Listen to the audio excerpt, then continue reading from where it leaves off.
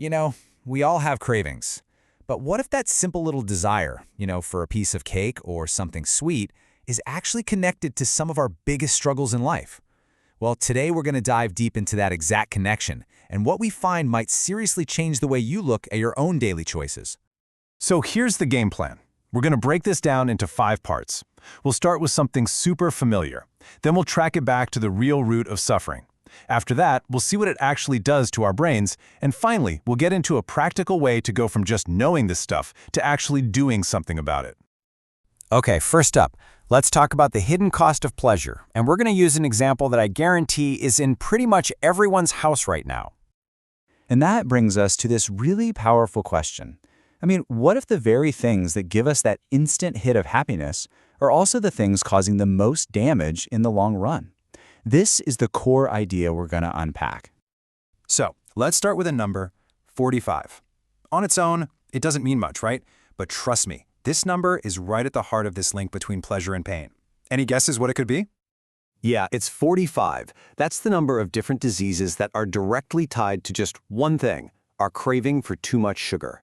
And we're not talking about minor stuff here. The source material gets pretty graphic. It talks about people in hospitals who need amputations because the nerves in their feet have been completely destroyed, all from this one single desire. So you see, the sugar example is really just a doorway.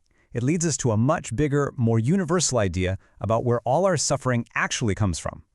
And it all boils down to this single phrase, 诸苦尽从贪欲起.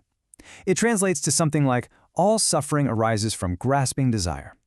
The idea is that pretty much every hardship we face, big or small, starts right here. Now, understanding this term, tan-yu, is absolutely crucial. This isn't just about, wanting a new phone. This is a deep, out-of-control, compulsive craving. It's the kind of thing that hijacks your brain and makes you do things that you know are bad for you. It's a desire that's running the show. And this leads to a pretty tough pill to swallow. You can't just say, oh, I didn't know. It doesn't matter. The damage from these compulsive cravings is happening inside your body, inside your mind, whether you're paying attention or not. The poison works even if you pretend it isn't there. All right, now let's get into what the source describes as one of the most frightening results of all this. What this uncontrolled desire does to our ability to just think straight. The text gives us this really vivid metaphor. It says when you consume things like too much sugar, it creates these corrosive acids in your system. These acids start to damage the super delicate nerves in your brain, causing them to break. And your brain, trying to fix the problem, scrambles to reconnect everything. But in the chaos, it often gets it wrong. It literally crosses the wires. So what do these crossed wires feel like in real life? Well, it's not just a little brain fog. It's forgetting important stuff. It's looking at a simple problem and just not being able to figure it out. It's making silly, costly mistakes at your job. It's even causing arguments because you misremember what someone said. It seeps into every single part of your life. Okay, so that's the theory, and it's pretty heavy stuff. But how can you actually know if this is true for you? Well, the source doesn't just ask you to take its word for it. It gives you a way to prove it to yourself. It's a simple 2-month experiment. For the first month, you just go for it. Indulge all your cravings, eat your favorite foods. But for the second month, you simplify everything, way down. Just one simple, plain meal a day.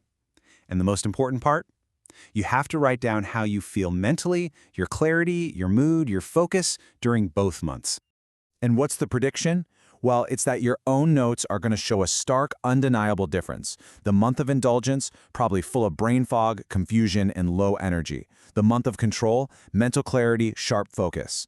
This is how you stop just thinking about the theory and turn it into your own personal, undeniable experience. But we've all been there, right? We know something isn't good for us, but we do it anyway. So what's the last piece of the puzzle? How do you take this knowledge and actually make it stick? And here's where we get the most surprising and maybe the most powerful insight in the whole thing. The best way to make your own willpower stronger isn't to focus on yourself, is to turn outward and teach someone else. It creates this incredible psychological feedback loop. When you explain the why, the benefits of controlling these desires, to another person, you're forced to make the argument clear in your own mind. You hear yourself saying it, and that process of teaching actually cements the idea for you. It becomes a part of who you are. So, as we wrap this up, it all comes down to a question, not an answer. A question for you to really think about. Forget about sugar for a second. What's the one tanyu, that one deep craving in your life that might be quietly running the show behind the scenes? And what would it feel like to finally see it for what it is?